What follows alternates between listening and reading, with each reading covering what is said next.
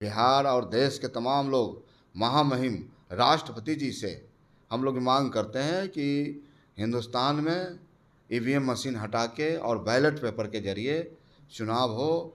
और पूरी तरह से आप जब देखेंगे सदन के अंदर लोकसभा में माननीय मुलायम सिंह यादव के सुपुत्र हमारे अखिलेश सिंह जी ने 37 सीट जीतने के बाद भी सवाल उठाया था और कहा उन्होंने कि मैं 80 सीट भी जीत जाऊं, ईवीएम पर सवाल खड़े उठेंगे और सवाल रहेंगे।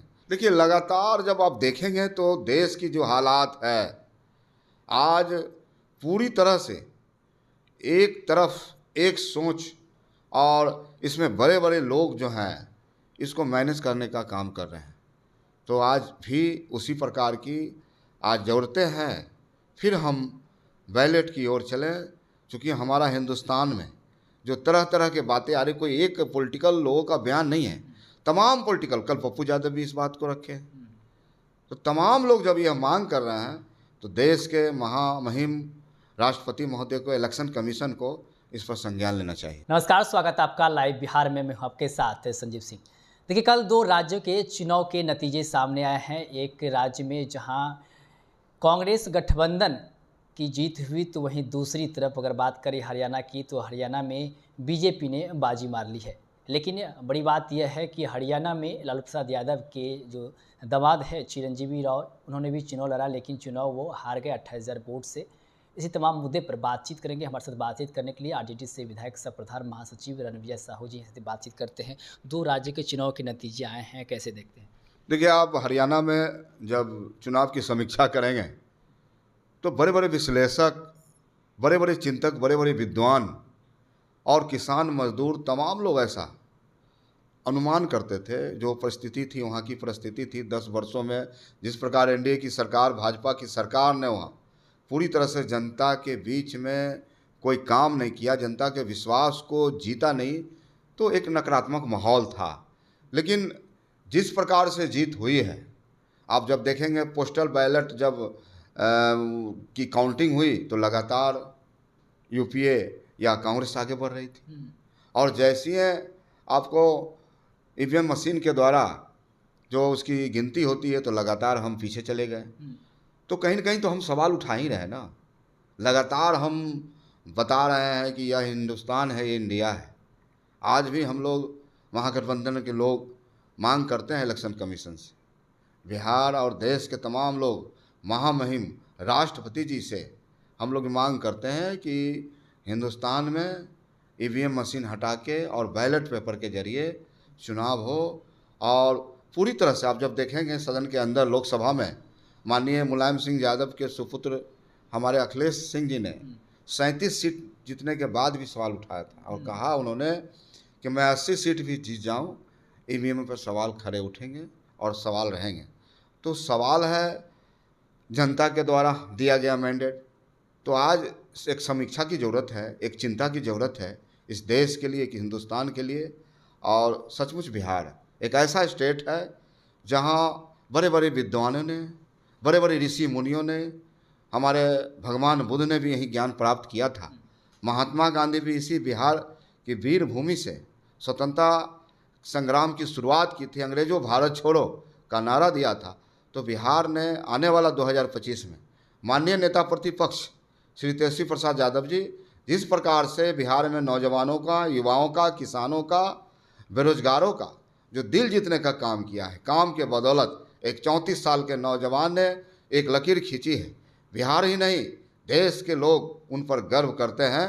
तो आने वाला जो कल होगा तेजस्वी प्रसाद यादव का होगा, नया बिहार होगा, नई ऊर्जा के साथ, नई सोच के साथ, और बिहार तरक्की करेगा। आपने अभी ईवीएम और बैलेट पेपर की बात की। सत्ता पक्ष के लोग कह रहे हैं कि जहां आप लोग चुनाव हार जाते हैं वहां ईवीएम पे सवाल खड़े करते हैं, और जहां पे आप लोग चुनाव जीत जाते हैं वहां ईवीएम की जिक्र नहीं करते हैं।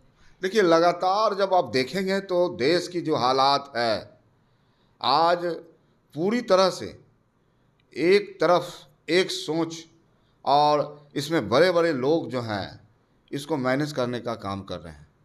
तो आज भी उसी प्रकार की आज ज़रूरतें हैं, फिर हम बैलेट की ओर चलें। चूँकि हमारा हिंदुस्तान में जो तरह तरह के बातें आ रही, कोई एक पॉलिटिकल लोगों का बयान नहीं है, तमाम पॉलिटिकल, कल पप्पू यादव भी इस बात को रखे हैं। तो तमाम लोग जब यह मांग कर रहे हैं तो देश के महामहिम राष्ट्रपति महोदय को, इलेक्शन कमीशन को इस पर संज्ञान लेना चाहिए। चिरंजीवी राव चुनाव हारे हैं, वहाँ पे तेज प्रताप यादव जी, रोहिणी आचार्य जी, खेसारी लाल यादव जी रोड शो करने गए थे। लालू प्रसाद यादव ने भी वीडियो बना करके जारी किए थे। लेकिन और ख़ास करके सबसे बड़ी बात वहाँ पे यह है कि अहिरान गढ़ कहा जाता है, यादवों का गढ़ वहाँ माना जाता है। लेकिन इतने सारे लोग लगे हुए थे, फिर भी चुनाव हार गए। 1967 से लेकर के अब तक वहाँ पर जो है कांग्रेस का कब्जा था। कांग्रेस आज तक चुनाव नहीं हारी थी। पहली बार ऐसा देखने को मिला कि चुनाव हार गए। अब देखिए, वो जनता का अंतिम इच्छा, जनता का अंतिम निर्णय सर्वोपरि है।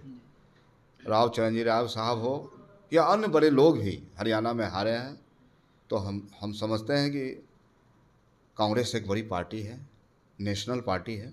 पार्टी इसकी समीक्षा करेगी और आने वाला जो झारखंड का चुनाव है, महाराष्ट्र का चुनाव है, बिहार का चुनाव है, हम निश्चित रूप से एकजुट होकर जो फिरताप्रस्त ताकतें हैं, नफरतवादी ताकतें हैं, मनुवादी ताकतें हैं, जो इस देश को तोड़ना चाहती है, उसके खिलाफ एकजुट होकर अंतिम सांस तक लड़ाई लड़ने का काम करें। तेजस्वी यादव 16 अक्टूबर से फिर से यात्रा पर निकलने वाले हैं, लेकिन उससे पहले देर रात कल जब पटना वो पहुंचे तो जिस प्रकार से उन पर जो आरोप लग रहे थे, बंगला खाली जो किया गया तो उसमें से कई सामान जो है वो उस पर तोड़फोड़ हुई है। जो सामान नहीं ले जाना चाहिए था वो सामान भी लेकर के चले गए हैं, ऐसा आरोप भारतीय जनता पार्टी के कई नेता लगा रहे थे। इसको लेकर के भी उन्होंने कहा है कि किसी को छोड़ेंगे नहीं, सबका प्रोफाइल तैयार कर रहे हैं, सबको घसीटेंगे, लीगल नोटिस जाएगा, हमारे इमेज को ख़राब करने की कोशिश किया जा रहा है। कैसे देखते हैं इसको?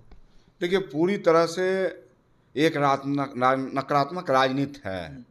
तेजस्वी प्रसाद यादव जी की जो लोकप्रियता इस राज्य में बढ़ी है, इन्होंने 17 महीना के शासनकाल में बिहार में जो शासन चलाया, नौजवानों को नौकरी दी, रोजगार के मामले में सबसे अव्वल नाम आता है तेजस्वी प्रसाद यादव का। इसी को लेकर भारतीय जनता पार्टी के और एनडीए के तमाम नेता घबराए हुए हैं। आप बताइए, नेता प्रतिपक्ष पर आरोप लगा रहे हैं कि नल तोड़ के ले गए, चांपाकल का हंडी ले गए। ये कैसा आरोप है? बिहार की जनता को अपमानित करने का काम कर रहे हैं। और सचमुच माननीय नेता प्रतिपक्ष ने कहा है कि हम कोर्ट तक लेके जाएंगे और हमें न्याय पर भरोसा। ऐसे लोगों के मुंह पर सरकार और न्यायालय के द्वारा काली पोथी जाएगी। यात्रा को कैसे देखते हैं? माननीय तेजस्वी प्रसाद यादव लगातार कार्यकर्ता दर्शन या कार्यकर्ता संवाद के माध्यम से युवाओं, नौजवानों को जोड़ने का काम कर रहे हैं। उसी का सेकंड चरण की शुरुआत बांका से होने जा रही है।